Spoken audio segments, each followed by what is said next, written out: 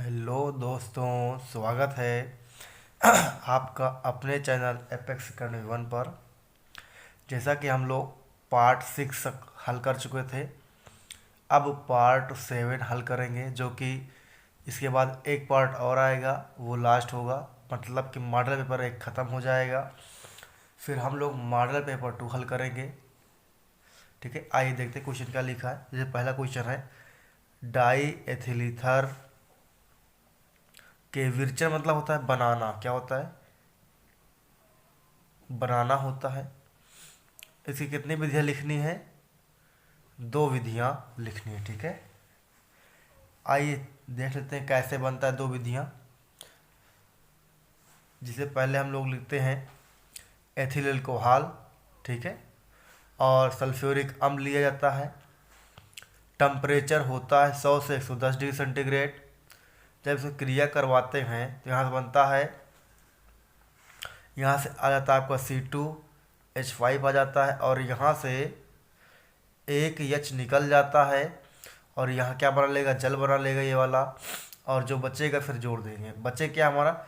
C2H5HSO4। ये होता क्या आपका? यहाँ मैं नाम लिख देता हूँ, एथिल हाइड्रोजन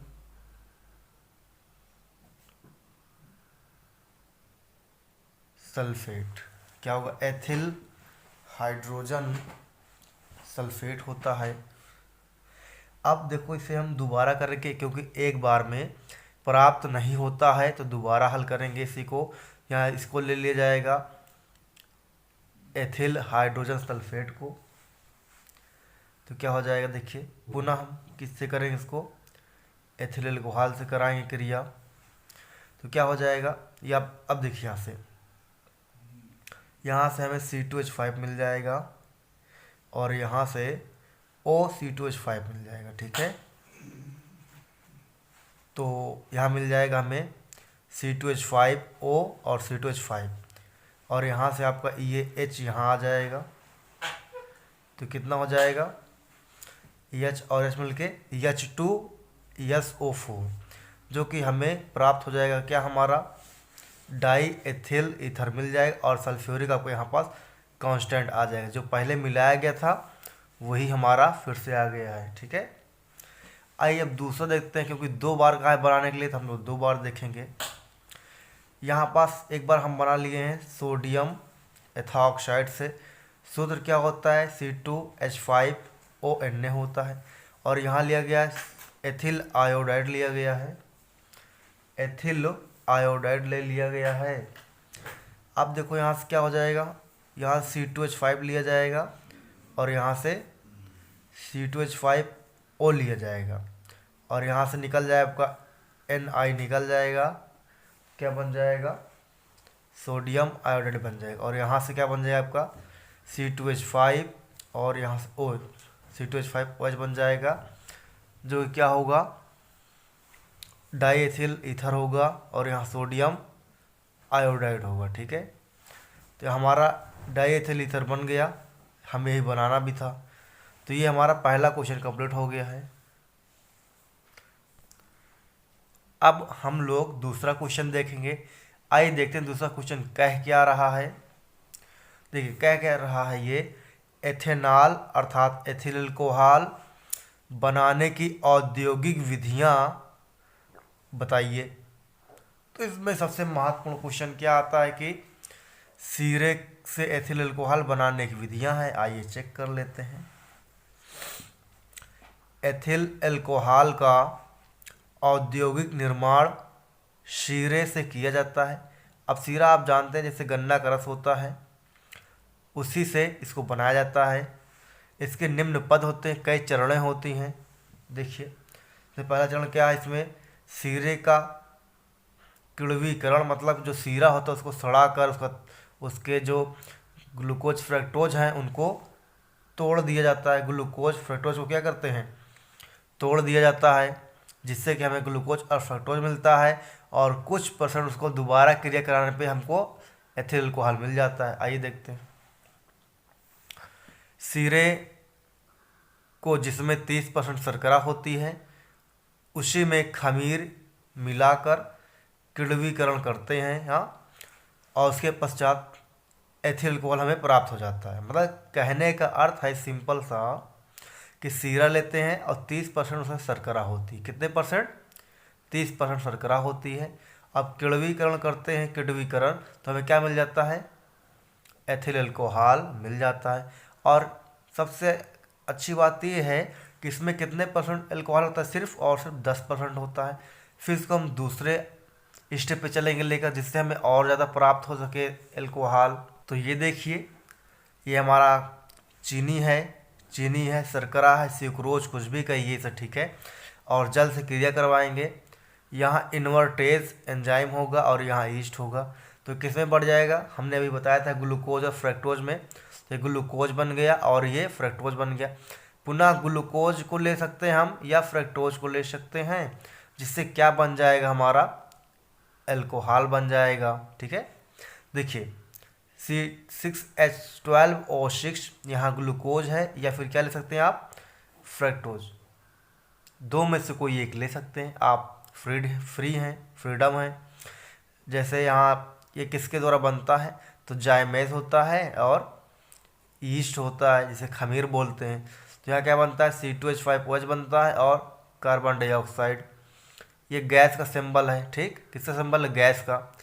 तो देखिए इसमें अब इसको बराबर करने के लिए कार्बन 6 हो जाए और ये हाइड्रोजन 12 हो जाए। 2 से यहाँ गुणा करते हैं और 2 से यहाँ करते हैं। हमें क्या मिल चुका है? एथिल अल्कोहल मिल चुका, ठीक है। ये कंप्लीट। अब दूसरा स्टेप पे चलते हैं। हेडिंग क्या है? वाश से शुद्ध एथिल अल्कोहल प्राप्त करना। अब वाश आप नाम से जान रहे हो, जैसे धुलना, ठीक। उसी प्रकार इसमें क्रिया होगी। तो विश्लेषक होता है और परिशोधक होता है। 2 भाग होते हैं भट्टी में, और भट्टी का नाम क्या रखा गया है? काफे भपके। काफे भपके भट्टी का नाम रखा गया है, ठीक है। अब इसी में डालकर अल्कोहल को वाश करते हैं, धुलते हैं अच्छे से, और पूरे फिर क्या करते हैं? इसे प्रभाजी आसवन से परिशोधित करते हैं, जिससे हमें कितना? 95 से 98 तक प्राप्त हो जाता है। क्या? शुद्ध एथिल अल्कोहल प्राप्त हो जाता है, जिसे परिशोधित स्प्रिट भी कहा जाता है। जिसे परिशोधित स्प्रिट भी कहा जाता है। तो आइए अब हम लोग चित्र के बारे में थोड़ा जान लेते हैं। जैसे एक आपको एक कॉलम दिख रहा है और एक कॉलम ये दिख रहा है, ठीक है। और इन्हीं दोनों का नाम क्या रखा गया है? काफे भपके। क्या रखा है? काफे भपके। और इस पूरे को क्या बोला जाता है? प्रभाजी आसवन भट्टी के नाम जाना जाता है, ठीक है। अब यहाँ से क्या होता है? भाप जाता है इस काफे में, और यहाँ से गर्म वाष्प जाती है, ठीक, अर्थात पानी जाता है। और यहाँ से भाप और अल्कोहल की वाष्प जाती है, और इस पाइप द्वारा होकर यहाँ से जाती है ऊपर इस काफे भपके में।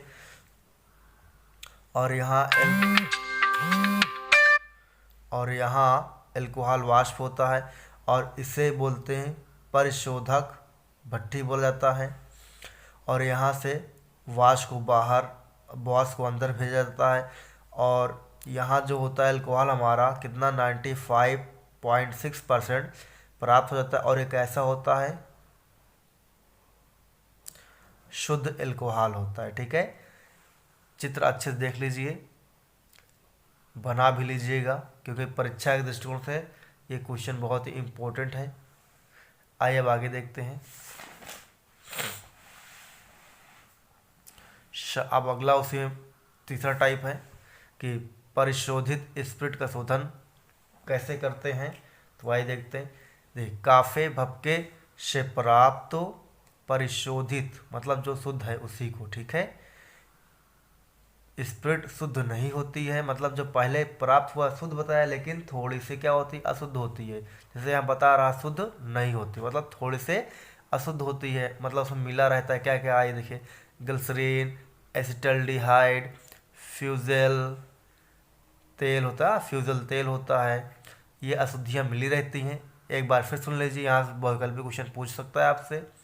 ग्लिसरीन मिला रहता है, एसिटल्डिहाइड मिला रहता है, फ्यूजल तेल मिला रहता है अशुद्धि के रूप में। अब इन्हीं अशुद्धियों को दूर करने के लिए कोयले के छन्ने से छान लेते हैं। देखिए बहुत ही इंटरेस्टिंग पॉइंट है कि बोला है इन अशुद्धियों को दूर करने के लिए, ठीक है, किससे, कोयले के छन्ने से छान लेते हैं। फिर इसका एक बार और प्रभाजी आशवन करते हैं, किसमें, काफे भपके में एक बार और क्या करते हैं, प्रभाजी आशवन करते हैं, ठीक है। आइए अब इसके लास्ट टॉपिक हम लोग पहुंच गए हैं, लास्ट पॉइंट पे। तो ये कह रहा है परिशुद्ध एल्कोहल बनाना, मतलब सारी क्रियाएं हो गई, दोबारा हम लोग शोधन कर रहे हैं, तो अब क्या होगा, परिशुद्ध मतलब हमें बिल्कुल शुद्ध मिलेगा एल्कोहल। देखिए परिशोधित स्पिरिट 95.6% एथिल एल्कोहल तथा अब कुछ पानी भी मिला रहता है, 4.4% जल मिला रहता है आपका, कुछ जल सोडियम या कैल्शियम के कण सोख लेते हैं। अब दोबारा इसको हम करवाते हैं क्या, परिशोधित, तो उसमें सोडियम होता है और फिर कैल्शियम होता है, इनके कण थोड़ा बहुत जल को सोख लेता है और इस प्रकार से ग्राही में परिशुद्ध एल्कोहल को हम लोग एकत्र कर लेते हैं और इस तरीके से अपना जो है, अपना एल्कोहल जो है प्राप्त हो जाता है। अब इसमें क्वेश्चन पे पूछा गया है कि एल्कोहल का उपयोग क्या है, उसको भी हम लोग लिखेंगे जिससे कि इसका हमारा पूरा क्वेश्चन कंप्लीट हो जाए। आइए देखिए हेडिंग क्या है, एथिल एल्कोहल के उपयोग हैं। तो पहला पॉइंट हम लोग लिख लेते हैं स्प्रिट बनाने में, दूसरा पॉइंट होगा विलायक के रूप में, तीसरा पॉइंट होगा विलेय पदार्थ के निर्माण में, चौथा पॉइंट होगा ईंधन के रूप में, पांचवा होगा गैसोहाल के निर्माण में। इस तरीके से अपना ये कंप्लीट हो जाता है। फिर से देखिए यहाँ पास उसी में एक और क्वेश्चन दिया था कि एथेनॉल से मेथेनॉल कैसे प्राप्त करेंगे, how to achieve ethanol to methanol. हाँ तो वह देखते हैं, यहाँ एथेनॉल लिखा है आपका, ये क्या एथेनॉल है और किसके प्रचंड में करता है, तो K2Cr2 7 प्लस सल्फ्यूरिक अम्ल के साथ करता है और यहाँ नवजात ऑक्सीजन होगा। अब यहाँ क्रिया करेगा तो क्या बनाएगा, CH3CHO बनाएगा, अर्थात यहाँ से एक आपका O निकल जाएगा। यहाँ से आप समझ लो, ये समझ लीजिए H2O निकल जाता है और नवजात वाला यहाँ क्रिया करता है तो क्या बना, CH3CHO बन जाता है और जल बाहर निकल गया, ठीक है। फिर पुनः क्रिया करवाएंगे हम लोग, पुनः से CH3CHO और फिर नवजात ऑक्सीजन होगा, नवजात ऑक्सीजन होगा आपका, तो क्या बनेगा, CH3COOH बनता है, अर्थात क्या बन गया है आपका, एसिटिक अम्ल बन चुका है। क्या बन चुका है, एसिटिक अम्ल बन चुका है। और पुनः जैसे आप पहले सुने थे उसमें काफ़ी भपके में, उसी प्रकार सोडियम हाइड्रोक्साइड होगा और कैल्शियम ऑक्साइड होगा, क्रिया करवाने पे क्या होगा, यहाँ से मेथेनॉल प्राप्त होता है। आप कह सकते हैं CH3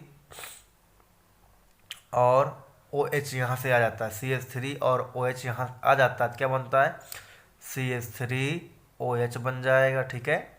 मेथेनॉल प्राप्त हो गया। अब क्या बचता है हमारा, CO बचता है, कार्बन मोनोऑक्साइड, जो कि गैस होती है और गैस बाहर निकल जाती है, ठीक है।